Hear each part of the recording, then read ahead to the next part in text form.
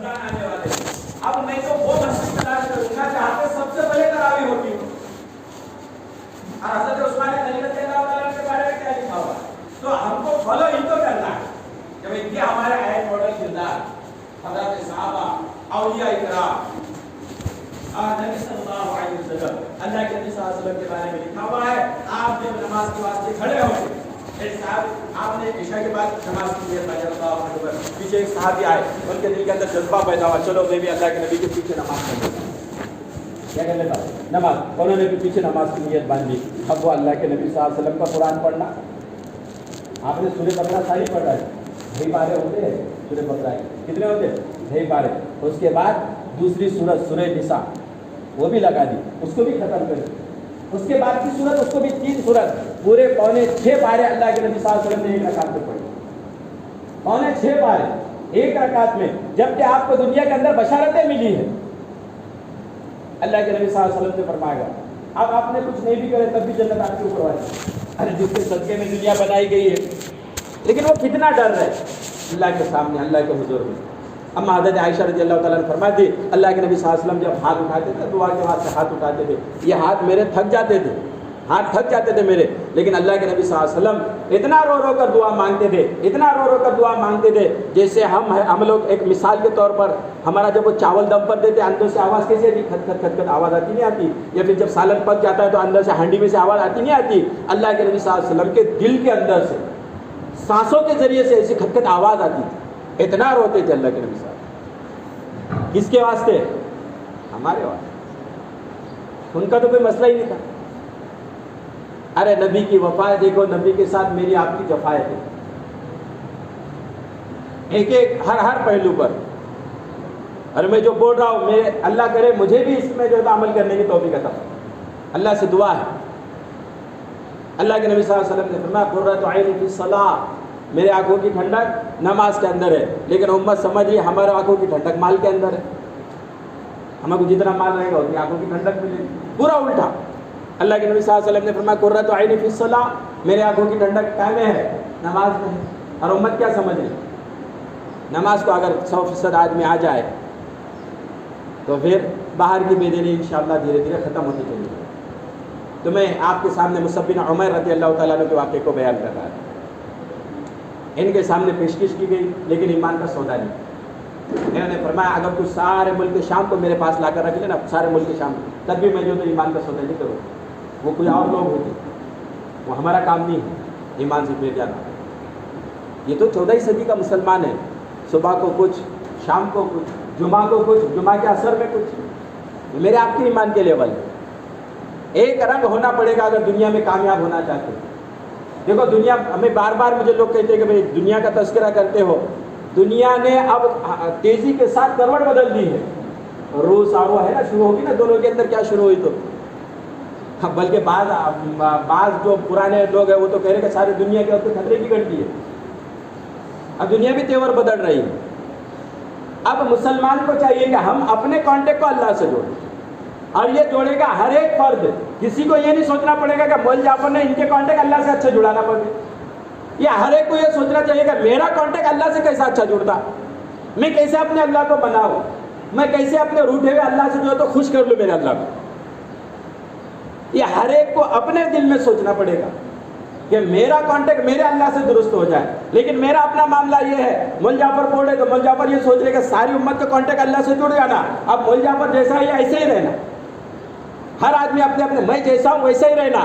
جو بول رہا ہے انہوں نے بہت پارسا، بہت بڑا متقی، لیکن میں جیسا ہوں، میں میرے جو ہے تو کام کاج، میرے جو گناہوں کے کام کرتا ہے میں کرتا رہوں، میں یہ نہیں چھوڑوں گا.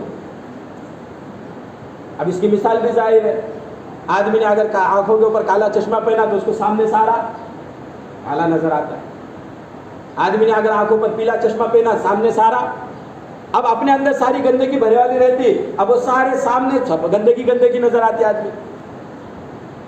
تو حضرت مصعب بن عمیر رضی اللہ تعالیٰ عنہ نے اس کو انکار کر دیا. انکار کرنے کے بعد اس نے جو ہے تو یہ مثال کے طور پر 10x10 کا ایک روم بنوایا. 10x10 کا، ملک شام کے بادشاہ نے 10x10 کا ایک روم بنوایا. اور روم بنانے کے بعد مصعب بن عمیر رضی اللہ تعالیٰ نے اس کے اندر ڈال دیا.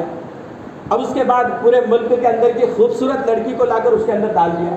اور خنزیر کا گوشت منگا کر اس کے اندر ڈال دیا اور شراب منگا کر اس کے اندر ڈال دیا، اور وہ بچی سے کہتے رہا، اس لڑکی سے کہتے رہا کہ تو اس کو گناہ کے اوپر آمادہ کر، اس کی نگاہ اٹھے گی یہ ایمان سے خارج ہو جائے گا۔ یہ کافر کو بھی پتا تھا، مسلمان کی نگاہ اٹھ گئی اس کے ایمان کے تہس نہس ہو جائے گا۔ یہود کو بھی پتا ہے، اس کی نگاہ نیچے سے اوپر ہوئی اس کا ایمان خطرے میں آ گیا۔ یہود کو پتا ہے، یہود کو فرمایا تو اس کو ورگلا، اس کی نگاہ خالی تیرے اوپر پڑ جانا یہ اپنے ایمان کے ہاتھ دھو بیٹھے، میں تجھے خوش کر دوں گا، میں تجھ کو تیری مزدوری دوں گا، لیکن اس کا جو ہے تو صرف نظر اٹھا کر بتا۔ رکھ دیے بات، 10/10 کا روپ۔ حضرت مصعب بن عمیر رضی اللہ تعالیٰ عنہ اس کے اندر، پورے ملک کے اندر کی خوبصورت لڑکی اس کے اندر، اور ایک طرف شراب اور ایک طرف شباب اور ایک طرف خنزیر کا گوشت رکھا ہوا۔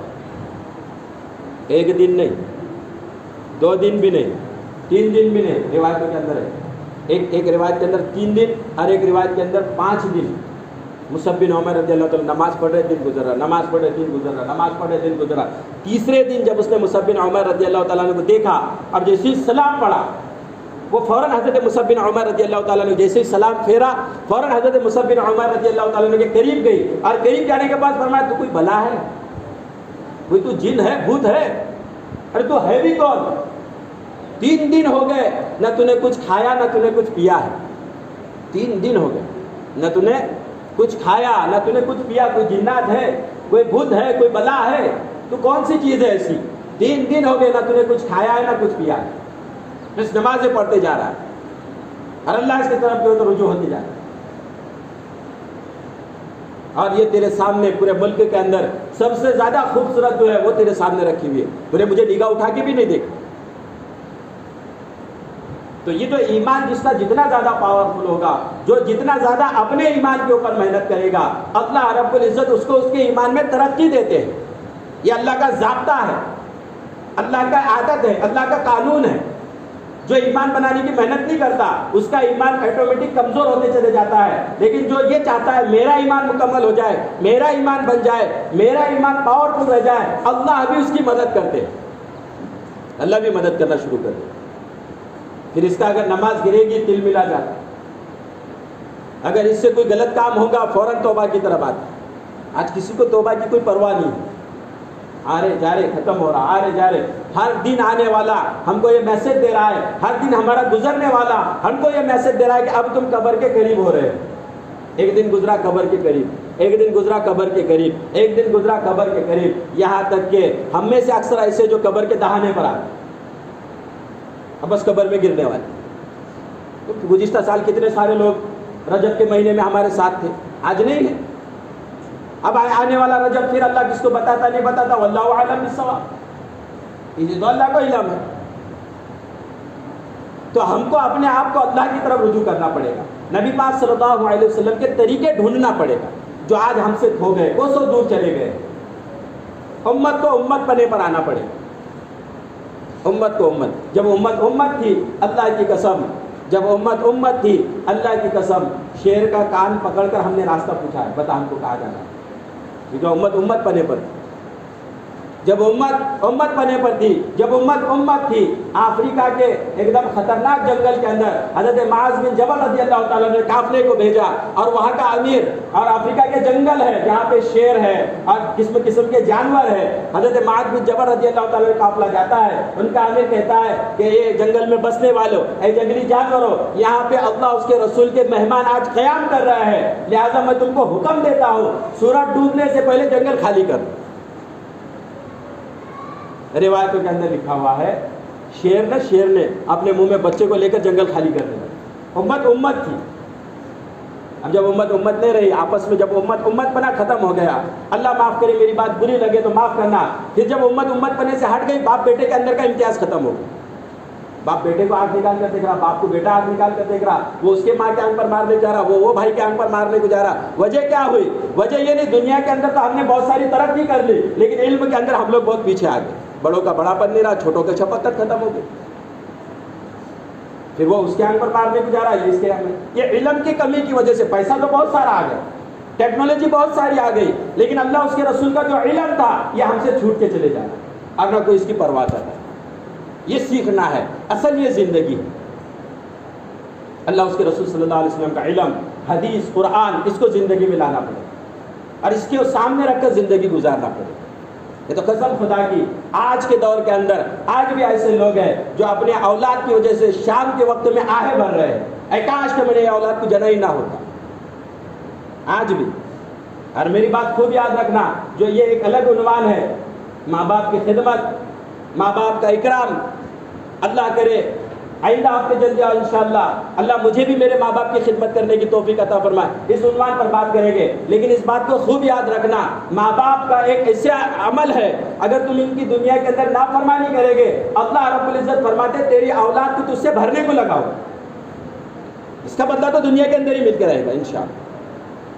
قانون ہے، اللہ تعالیٰ کا ضابطہ ہے، ہم کو اپنی اولاد کو علم دینا پڑے گا، دنیا کی تعلیم بھی دینا پڑے گا، اسی کے ساتھ ساتھ دین کی تعلیم بھی دینا پڑے گا۔ تو مصعب بن عمیر رضی اللہ تعالیٰ عنہ سے اس نے کہا کہ تو کوئی بلا ہے، جن ہے، بھوت ہے، تو نے دیکھا نہیں؟ حضرت مصعب بن عمیر رضی اللہ تعالیٰ عنہ کے ایمان پر قربان جائے، حضرت مصعب بن عمیر رضی اللہ تعالیٰ عنہ نے کہا اے لڑکی تو مجھ سے بازو ہٹ جا، پرے ہٹ جا، دور چلے جا، میرے بھوک کا یہ لیول ہے، میری بھوک اس اسٹیپ پر پہنچ چکی ہے، اگر میں یہ خنزیر کا گوشت کھا لوں تو میرے واسطے حلال ہے، جان بچانے کے واسطے حلال ہے، اور اگر میں یہ شراب پی لوں، میری پیاس کا یہ عالم ہے، میری پیاس کی یہ شدت ہے، اگر میں یہ شراب کا گھوٹ پی لوں میرے واسطے یہ جائز ہے۔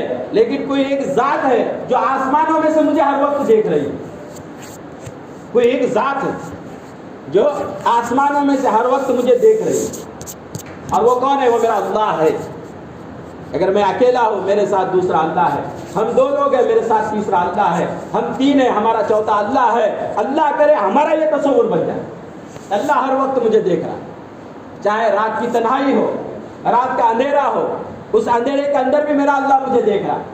میں گھر کے اندر ہوں، گھر کیواڑ چاروں طرف سے بند ہے، محل چاروں طرف سے بند ہے، دروازے چاروں طرف سے بند ہے، میں لحاظ کے اندر ہوں، اب میں جو گناہ کر رہا میرا اللہ بھی مجھے دیکھ رہا ہے۔ علماء نے لکھا ہے آدمی تنہائی کے اندر، بند کمرے کے اندر چاروں طرف سے دروازے بند ہے، اور بند کمرے کے اندر کوئی گناہ کر رہا، کیا کر رہا؟ کوئی گناہ کر رہا، اور پردے کے ہلنے کی آواز ہے، اس کی آواز ہے، پردے کے ہلنے کی آواز ہے۔ اب اس نے اپنے گناہ کو چھوڑ دیا، فرمایا اس نے گناہ کبیرہ کیا۔ بلی کے آنے سے بھی اس وقت اگر گناہ کو چھوڑ دے رہا پھر بھی اس نے گناہ کبیرہ کیا۔ کیوں؟ اللہ سے نہیں ڈرا، بلی سے ڈر گیا۔ کسی کا اللہ جو اس کے ساتھ موجود تھا اس سے نہیں ڈرا، کسی کے آنے کی وجہ سے ڈر گیا، فرمایا اس نے گناہ کبیرہ کیا، کبیرہ گناہوں کے دروازے پر پہنچا۔ کیوں؟ اللہ کے علاوہ غیر سے ڈر گیا، اللہ سے نہیں ڈرا اتنا جتنا غیر سے ڈرا۔ حضرت مصعب بن عمیر رضی اللہ تعالیٰ نے ان سے فرمایا کہ کوئی ایک ذات ہے جو آسمانوں میں سے مجھے دیکھ رہی ہے، ہر وقت دیکھ رہی ہے۔ اس نے کہا میں تجھ جیسے دین کے داعی کو برباد نہیں ہونے دوں گی۔ اندر گئی، اور اندر جانے کے بعد مشک سے میں پانی بھرا، تھوڑا بہت کھجور بھرا، اور کھجور بھرنے کے بعد اس سے فرمایا یہ جو قطب ستارہ دیکھ رہا نا، قطب ستارہ پرانے لوگ رہتے تھے جو ستاروں کے ذریعے سے راستے معلوم کرتے تھے، سمت معلوم کرتے تھے۔ انہوں نے فرمایا کہ چوتھے آسمان پر جو ستارہ قطب ستارہ، اس کو اپنے سیدھے کندھے پر رکھنا، سیدھے کندھے پر۔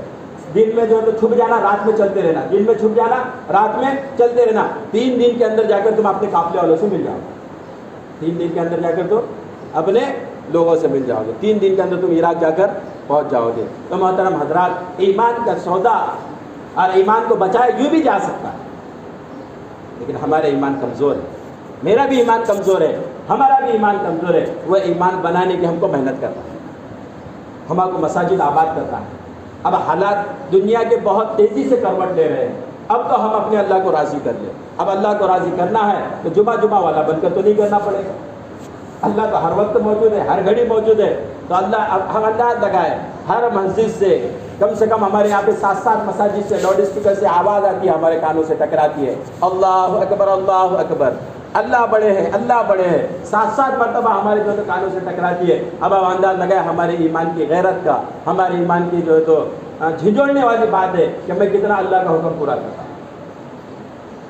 میں جو بول رہا بہت بڑا پارسا نہیں ہوں، مجھے بھی اس پر عمل کرنا پڑے، اور کامیاب تو وہی ہوگا جو عمل کرے گا۔ تو محترم حضرات، قرآن و حدیث کی روشنی میں ہم دونوں کو زندگی گزارنا پڑے گا، اللہ پھر دونوں کو بھی کامیاب کرے۔ ہم سارے اللہ تعالیٰ سے دعا ہے اللہ تعالیٰ ہم کو قرآن و حدیث کے مطابق زندگی گزارنے کی توفیق عطا فرمائے۔ وما علینا الا البلاغ، واخر دعوانا الحمد للہ رب العالمین۔